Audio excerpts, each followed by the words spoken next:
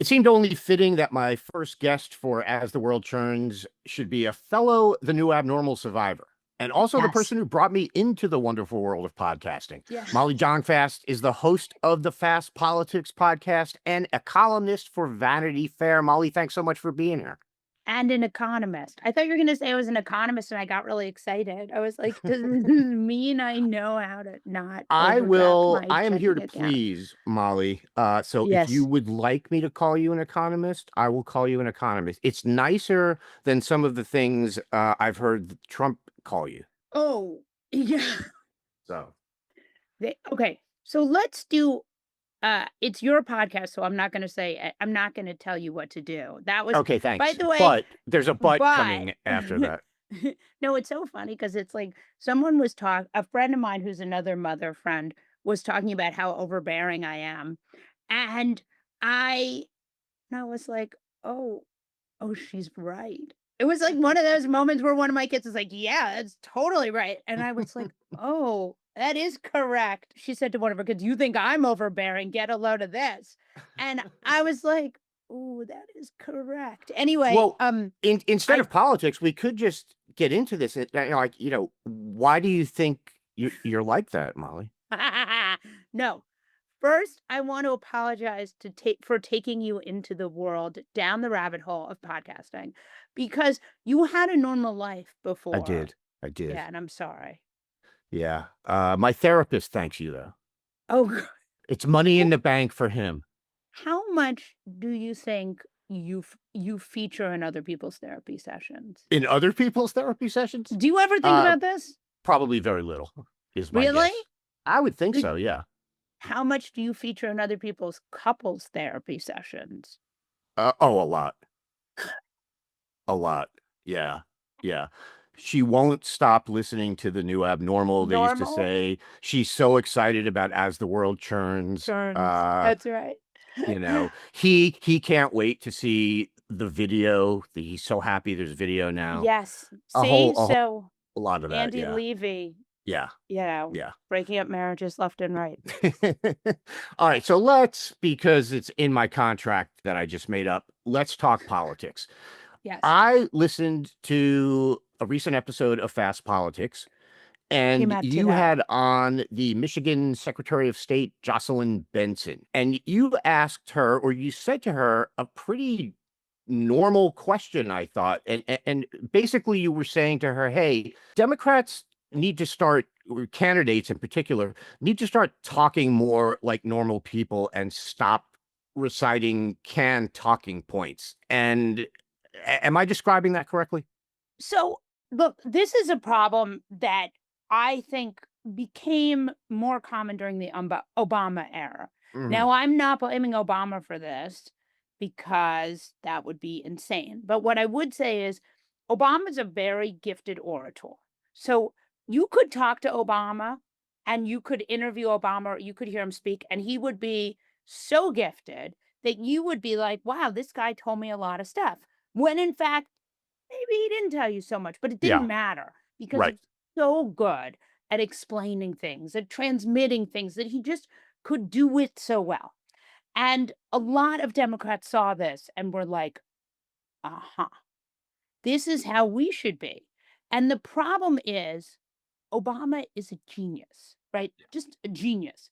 Read everything, wrote everything, understands information, processes information, and speaks in a way that most of us just can't, including myself. So, what happens is instead of getting this sort of really brilliant explanation of the world, you get things right out of Veep. And I'm thinking of, and I've interviewed many Democratic politicians, and this has happened. And certainly there are exceptions. I mean, one of the great examples is Tim Walz just says honest Yes. stuff, which is why Yes. sometimes he gets in trouble. But you talk to him and you think, oh, this guy's really saying what he's thinking. And that is very refreshing. And one of the reasons I think Donald Trump got elected twice was because when you listen to him, you think, oh, this guy's really saying what he's thinking. Now, I also think he's this not saying what he's thinking, and often he is just lying. But it didn't matter because Hmm. people felt like he was saying what they were thinking, Yeah. what he was thinking. And so when you interview these Democratic electeds, a lot of times what happens is you'll say, so, you're in da da da state, very, this, you're dealing with this, you're dealing with that, tell us how you make it work. And they'll say something effective like, America, we're a ca because we can. And you'll be like, okay, but please say real things to me. A great example is Mayor Pete. Mayor Pete goes everywhere, and Mayor Pete is extremely good at explaining things in a really salient way. And it doesn't matter that Mayor Pete is not telling you about what's in his heart because you are actually quite interested in what he has to say, and he says it in a way that's very clear. The problem is when you're just obfuscating and you're just trying not to break news, that in itself is not a sustainable interview model. So, what Right. happens when you interview this electeds, and I'm sure you've seen it, and I have absolutely seen it with my podcast, and I actually was talking to some cable news people who've also seen it. People hate watching it because they don't learn anything and they don't have anything to connect with. So I'm sitting there, I'm talking to her. She is in this very interesting state. It is a split state. It has some of the scariest stuff going on with the Michigan militia. The governor was, almost kidnapped. I mean, this is the front lines of what's happening in America. And I say to her, "What are you doing?" And she says, "We're gonna protect the voters." And then she does 5 minutes on protecting voters. Great, but when it feels so canned and it feels like she's telling me the same thing she's told everyone else, it's fine, and I am not entitled to more, but if we wanna win elections, Hmm. we gotta give people more. Yeah, and it's not, it's not necessarily an indictment of the person as a person. I was listening to your interview, and you went out of your way to say to her that you liked her and that you I'd vote for actually her. you would vote I for her. want her to be governor. Right. And basically what you're trying to do is you're trying to help them, but they're so resistant, and I don't want to pick on her now because Yeah, as you I said, think this is it's a a much more common general problem, yeah. problem. But they're so resistant to that, and they just want to say things like government is for all the people. It's we the people, all the people, Right. and we're gonna, and it's like, oh my God, in a world of Donald Trumps, you can't do that. And I think you mentioned Tim Walz, and I know we've talked about on our podcast, I'm sure you have, and a bunch of other people have, when he was first selected, he was unbelievable. And he Yeah, was the one that really helped bring about the whole, calling them weird and stuff like yeah, that, which seemed to be working. People really liked it. People responded to it well. And then you could feel the consultants yeah, tighten, like, it's like he was in a trash compactor and they just kept squeezing the walls closer and closer to yeah, him, to make him to get rid of all that stuff and force him to be in their little, consultant tested lane. And it right. took a lot of the wind out of the sails of that campaign, I think. Yeah, oh, 100%. I mean, look, the fundamental problem here is that we have the Democratic Party has been there's part of the answer process is that um, we are seeing so the sort of McKinseyism, Hmm. McKinsey consultants getting in there and saying, "Don't say this, tell Yeah. the story of that." And it's funny because it's like 10 years ago when you had 10 newspapers and 10 networks and 10 radio stations, you would be able to do that. You would be able to go out and say, I was raised in a very working class upbringing. My mother was a doctor. My Right. father was a banker. We didn't have enough to eat, or whatever. I mean, obviously, if they're a banker, they'd had enough I to eat, was but you know gonna what I'm say. saying? Yeah. Yeah. But, like, Yeah. he's a very bad banker, he was bad at banking. But, Right. the point is, like, that people would sort of they could speak in talking points, and it wouldn't matter.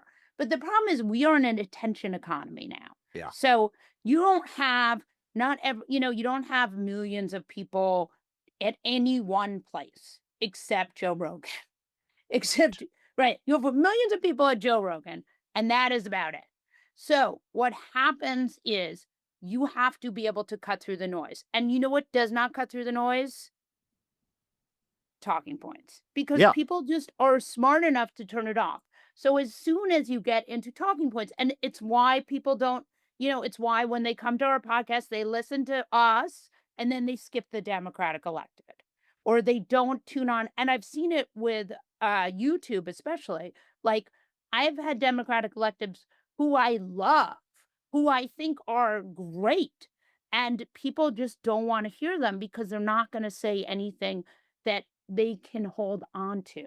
And Right. this is a moment where the American people desperately want an opposition party. Not even want, they need it desperately, right? Voters desperately need someone to oppose Trump. They don't like the authoritarianism. They don't like it. They don't like this kind of, rolling back of the Constitution. Nobody wants this, but Democrats are so afraid of their own shadows. They cannot go out there with real sentences about real things that happen in the world. And so they're polling almost as badly as Trump is. Yeah, for sure. And it's funny you talk about the Constitution, and we had Donald Trump over the weekend, I guess on Meet the Press, being asked if he sees it as his job to uphold the Constitution, and he said he didn't know. And I flashed back to all my high school, I guess what you would put in an umbrella term, civics classes, and I was apparently taught wrong because I was taught that the president is supposed to uphold the Constitution and not to say, I don't know if that's my job as president to uphold the Constitution. So I have calls into all my high school teachers. I left very nasty emails for them, Yeah. yelling at them for teaching me very wrong stuff about America. My favorite part of that interview is my favorite part of the whole sort of gestalt of it is that today I was on Morning Joe and Peter Baker said, 100+ days ago, this guy made an oath on the Bible to protect the Constitution, right? This is Peter Baker. He is Mhm. on the news side of the New York Times, right? He is a sort of very old school reporter. And he is saying, my man made an oath to the Bible 100 days ago. Like, when you have the straight reporters at the New York Times being like, what the fuck? You have really crossed a Rubicon.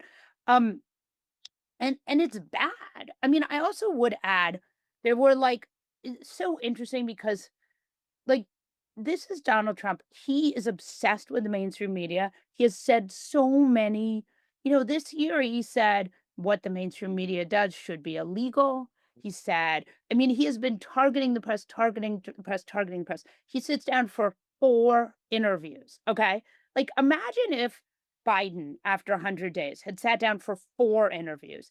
Think about how much better everything would have been, right? Because first of all, you would have had people would understand chips and sciences, right? Chips and Right. sciences was all about onshoring manufacturing. Onshoring manufacturing, which is why Trump has enacted these insane tariffs, right? Because everyone has seen there's a real problem with manufacturing. We need to onshore manufacturing. We get it. But the problem is you really want to onshore the good manufacturing jobs like the semiconductors and not the bad manufacturing jobs like jeans, right? If you're going to work in a semiconductor factory, that's better than working in a garment factory, which is lower paying and also, more, it's just much better. You'd rather make semiconductors. So, okay, if we had had Biden, imagine if Biden had sat for NBC, ABC, Time Magazine, and also The Atlantic. Imagine what would have happened if he had sat for those 4 interviews. Like, it would have been a totally different trajectory. 100 days, we would have had 4 interviews to look at what he had done over the first 100 days. And it would have meant that he would have been, and it's like what you see with Trump. And again, no fan of Trump's, but, pool sprays, talking to people, just constantly talking to the media, televised these insane North Korean style televised cabinet meetings, but Yeah. they're good because people get to see what's happening. Yeah, and Sorry.